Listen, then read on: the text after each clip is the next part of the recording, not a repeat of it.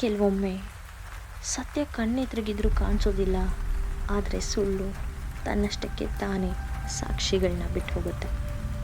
ಶ್ಯಾಮಲ ಎಸ್ಟೇಟ್ನಲ್ಲಿ ತೇಜಪ್ಪನ ಸಾವು ಕೇವಲ ಒಂದು ಕೊಲೆಯಲ್ಲ, ಅದೊಂದು 10 ವರ್ಷಗಳ ಕಾಲ ಹೂತು ಹಾಕಿದ್ದ ರಹಸ್ಯದ ಸ್ಫೋಟ.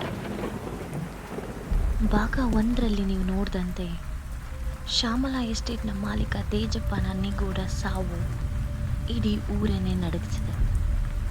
ಆ ಹೆಣದ ಪಕ್ಕದಲ್ಲಿ ಸಿಕ್ಕ ಆ ಒಂದು ಪತ್ರ ಈ ಕೇಸನ್ನು ಸಾಲ್ವ್ ಮಾಡೋದಕ್ಕೆ ಬಂದಂತಹ ಡಿಟೆಕ್ಟಿವ್ನ ಮುಂದೆ ಒಂದು ದೊಡ್ಡ ಸವಾಲಾಗಿದೆ. ಪತ್ರದ ಕೊನೆಯಲ್ಲಿ ಬರೆದಿದ್ದಂತಹ ಆ ಆರ್ ಎಂಬ ಅಕ್ಷರ ಯಾರ್ದು? ಈ ಪತ್ರವನ್ನು ಬರೆದ ಹಂತಕ ಎಸ್ಟೇಟ್ನ ಒಳಗಿದಾನ ಅಥವಾ ಹೊರಗಿದಾನ ಅನ್ನೋದನ್ನು ನಾವಿವತ್ತು ಬೆದ್ರು ಬೊಂಬೆ ಭಾಗ 2ರಲ್ಲಿ ನೋಡ್ತೀವಿ. ನಮಸ್ಕಾರ ಸ್ನೇಹಿತರೆ, ಸ್ಟೋರಿ ವೈಟ್ ಕನ್ನಡ ಚಾನಲ್ಗೆ ಸ್ವಾಗತ. ಸಮೀರ್ ಕೈಯಲ್ಲಿ ಆ ನಿಗೂಢ ಪತ್ರವನ್ನು ಹಿಡಿದು ಯೋಚಿಸ್ತಿದ್ದಾನೆ. ಆ ಪತ್ರದಲ್ಲಿ ಅಡಗಿದ್ದ ಆ ಆರ್ ಎಂಬ ಅಕ್ಷರ ಕೇವಲ ಹೆಸರಾಗಿರಲಿಲ್ಲ, ಅದೊಂದು ದಶಕದ ಸೇಡಿನ ಕಿಚ್ಚು.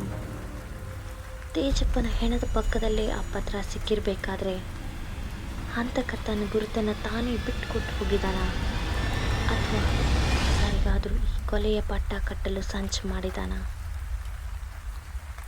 ಸಮೀರ್ ಎಸ್ಟೇಟ್ನ ಕತ್ತಲ ಮೂಲೆಯಲ್ಲಿ ತನಿಖೆ ಮಾಡುವಾಗ ಮಣ್ಣಲ್ಲಿ ಹೂತು ಹೋಗಿದ್ದ ಒಂದು ರಕ್ತ ಸಿಕ್ತ ಕೈಗವಸು ಅವನಿಗೆ ಸಿಗುತ್ತೆ. ಅದನ್ನು ಎತ್ತಿ ನೋಡಿದಾಗ ಅದರ ಮೇಲೂ ಅದೇ ಆರ್ ಅಕ್ಷರವಿರುತ್ತೆ. ಸಮೀರ್ ಮ್ಯಾನೇಜರ್ ರಾಜಣ್ಣನನ್ನು ಕರೆದು ವಿಚಾರಿಸ್ತಾನೆ, ರಾಜಣ್ಣ, ಈ ಎಸ್ಟೇಟ್ನಲ್ಲಿ ಆರಿಂದ ಶುರುವಾಗುವಂತಹ ಹೆಸರಿನವರು ಯಾರಿದ್ದಾರೆ? ರಾಜಣ್ಣ ನಡುಗ್ತಾ, ಇಲ್ಲಿ ಯಾರೂ ಇಲ್ಲ ಸಾಹೇಬ್ರೆ, ಆದರೆ 10 ವರ್ಷಗಳ ಹಿಂದೆ ಒಬ್ಬನಿದ್ದ, ಅವನ ಹೆಸರು ರಾಮು ಅಂತ ಎಂದು ಹಳೆಯ ರಹಸ್ಯವೊಂದನ್ನು ಬಿಚ್ಚಿಡ್ತಾನೆ.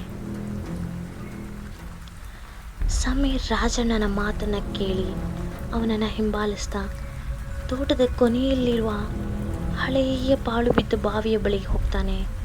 ಅಲ್ಲಿ ನೆಲದ ಮೇಲೆ ಒಂದು ಹಿತ್ತಾಳೆಯ ಕೀಲಿ ಬಿದ್ದಿರುತ್ತೆ.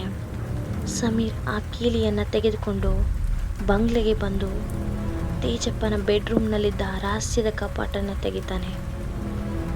ಅಲ್ಲಿ ಹಣದ ಬದಲಿಗೆ ಮತ್ತೊಂದು ಪತ್ರ ಮತ್ತು ಒಂದು ಹಳೆಯ ಡೈರಿ ಸಿಗುತ್ತೆ. ಆ ಪತ್ರದಲ್ಲಿ ಬರೆಯಲಾಗಿತ್ತು, ತೇಜಪ್ಪ, ನಿನ್ನ ಪ್ರತಿಯೊಂದು ಹೆಜ್ಜೆಯು ನನ್ನ ಕಣ್ಣ ಮುಂದಿದೆ. ಕೀಲಿ ನಿನ್ನದಾದರೂ ಬಾಗಿಲು ತೆರೆಯುವುದು ನಾನೇ. ಇಂತಿ ಆರ್. ಸಮೀರ್ ಆ ಡೈರಿಯನ್ನು ಕೈಗೆತ್ತಿಕೊಳ್ಳುವಷ್ಟರಲ್ಲಿ ಬಂಗ್ಲೆಯ ಹೊರಗೆ ಯಾರೋ ಕುಂಟುತ್ತಾ ನಡೆಯುವ ಶಬ್ದ ಕೇಳಿಸುತ್ತೆ. ಸಮೀರ್ ಟಾರ್ಚ್ ಹಿಡಿದು ಹೊರಗೆ ಓಡಿದಾಗ ತೋಟದ ಮಧ್ಯದಲ್ಲಿ ಆ ಬೆದರು ಬೊಂಬೆ ನಿಂತಿದೆ. ಆದರೆ ಈ ಬಾರಿ ಅದರ ಮುಖದಲ್ಲಿ ರಕ್ತದ ಕಲೆಗಳಿವೆ. ಸಮೀರ್ ಬೆನ್ನಟ್ಟುವ ಮೊದಲೇ ಅದು ಕತ್ತಲಲ್ಲಿ ಮಾಯವಾಗುತ್ತೆ.